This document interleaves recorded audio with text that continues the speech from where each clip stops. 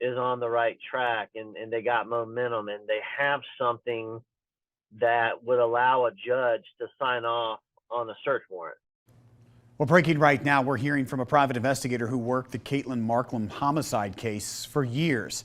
He is giving us new information about the person now sitting in jail for perjury. So, Jessica, you've been working this story today. You broke this story last week. You spoke with that investigator about what he now knows. Yeah, Chris, I talked with J. Ryan Green about the arrest of Jonathan Palmerton. Now, after Ketelyn Markham disappeared from Fairfield in 2011, was found dead in Indiana in 2013, Green worked her case as a private investigator out of Florida. Green says he spent years interviewing people and even putting together a podcast revealing what he'd learned. Now, during his investigation, Green says he interviewed Palmerton, who is now accused of lying to investigators in relation to Ketelyn Markham's case.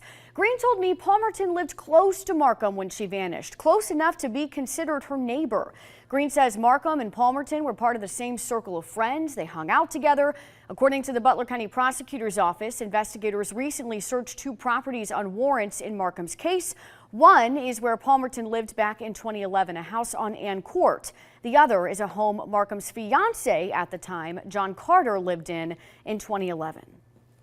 A lot of times in these cases, you'll see small charges, and then they get bigger and bigger and bigger, and then boom, you got a murder charge on somebody. Now, I'm not saying that John Palmerton murdered Ketelyn Markham, but did he lie about something he knew about somebody else?